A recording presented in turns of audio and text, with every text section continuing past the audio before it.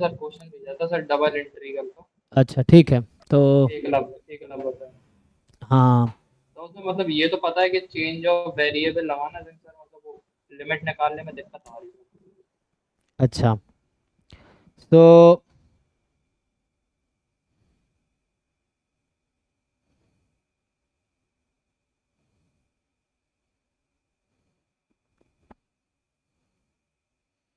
इसमें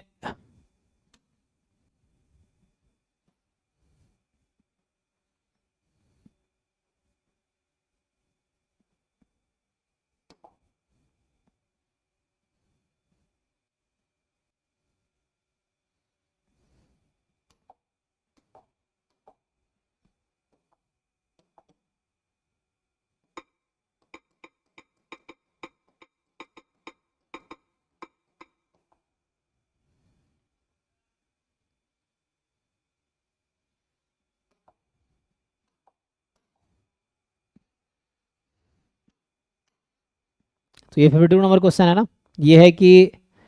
तो इसमें क्या दिक्कत आ रही है, जीरो से टू, जीरो सर से लिमिट निकालने में दिक्कत आ टू रही minus X, X plus Y whole square ई की power two, Y upon X plus Y D Y D X. Okay, तो हम क्या करते हैं इसमें, हम लोग डबल इंटीग्रेशन इसको मान लीजिए यू, तो यू स्क्वायर ई की power two v upon u, ठीक, mod of Jacobian d u d v, ठीक यहाँ तक।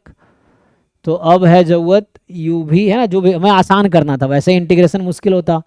तो इसको इजी बनाने के लिए हमने यू नाम दिया एक्स प्लस वाई का, भी नाम दिया वाई को, ठीक। तो जैकोबियन कैसे निकालते हैं, यहाँ पे पहले x की वैल्यू निकाल लो u v के टर्म में, तो x की वैल्यू निकालोगे तो u माइनस वी, और y की वैल्यू निकालोगे v, तो जैकोबियन क्या है, है। जैकोबियन वन आ रहा, वन x आ रहा x का derivative one minus one, zero zero one, और वन। तो वन आ हाँ गया, ठीक है। तो जैकोबियन वन आ गया, तो मेनली आपको देखना है कि लिमिट क्या होगी, है ना। So the question is what is the limit, limit भी आ जाएगी, देखो।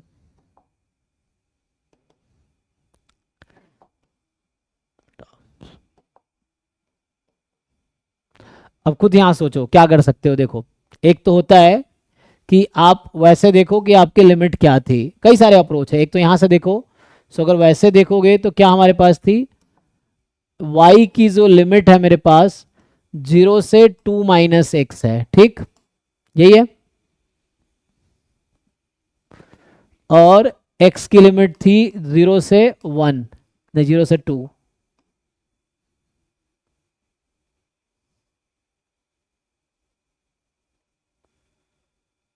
तो इसका अगर ग्राफ बनाओगे तो क्या होता है,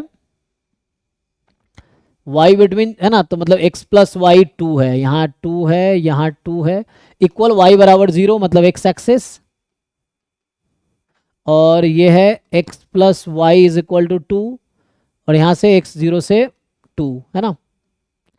तो ये वाला डिवीजन हुआ ना,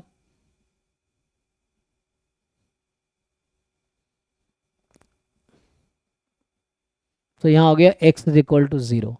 अब होता क्या है, ये तीनों कर्व के अलॉन्ग uv की वैल्यू निकालो, देखो, तो जैसे uv की वैल्यू निकालो तीनों कर्व के अलॉन्ग, तो जब x प्लस वाई टू है, जब x प्लस वाई की वैल्यू टू है, तो बताओ u की वैल्यू कितनी आ रही है और v की वैल्यू कितनी आ रही है, u तो टू आ जाएगी, और v कुछ वेरिएबल में आया ना, v ऐसे कुछ एग्जैक्ट नहीं आएगा, टू माइनस एक्स आएगा। तो ठीक है, v अभी रहने दो ना, v तो जस्ट y ही है, तो y जीरो से वन में होगा। तो एक कर्व तुम्हें मिला u is equal to two, दूसरा बाउंड्री क्या है, y is equal to zero, तो y is equal to zero में u निकालो और v निकालो, क्या होगा। So y is equal to zero करोगे तो u इज इक्वल टू आ जाएगी x, और v की वैल्यू आ जाएगी जीरो, ठीक। तो एक तुम्हें अभी ये कर्व मिला, और देखो वी एक्स यू एक्स होने का क्या मतलब है, एक्स की वैल्यू जीरो से टू है, तो यू की वैल्यू भी जीरो से टू होगी, यहाँ वी वाई है, इसका क्या मतलब है, वाई की वैल्यू जीरो से टू में है, तो ये भी जीरो से टू में होगी। एंड अब तीसरा कर्व है तुम्हारा x इज इक्वल टू 0, तो x इज इक्वल टू 0 के करस्पॉन्डिंग अगर तुम देखोगे तो क्या होगा, x को 0 रखो इसमें तो u क्या है और v क्या है, x को 0 रखोगे तो u हो जाएगा y, v भी हो जाएगा y, और इससे क्या समझ आया, u is equal to v। तो तुम्हें 3 कर्व्स मिले यहाँ पे, इसका ग्राफ बनाओ। एक कर्व है u is equal to 2, v is equal to 0, u is equal to v। देखो इन तीनों से बाउंडेड रीजन क्या बनेगा,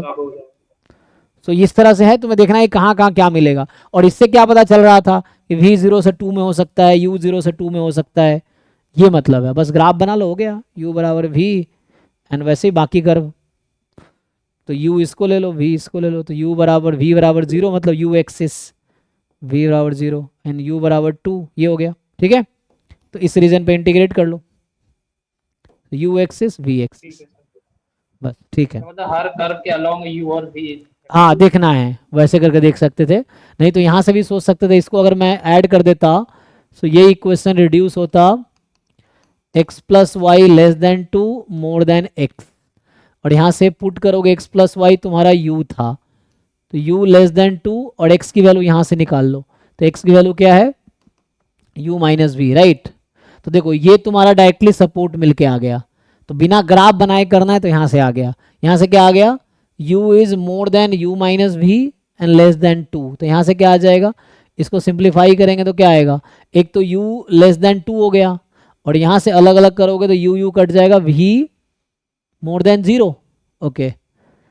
तो v मोर देन 0, लेकिन ये वाला कर्व मिला u is equal to v वाला नहीं, तो x 0 से 2 में था, तो x 0 से 2 में था, तो एक ये मिला, इससे मुझे ये मिला u बराबर 2 की लाइन मिल गई, और ये मिल गया कि v मोर देन 0 है, v बराबर 0, लेकिन तीसरा कर्व नहीं मिला अभी। सो तीसरा कर्व कब मिलेगा,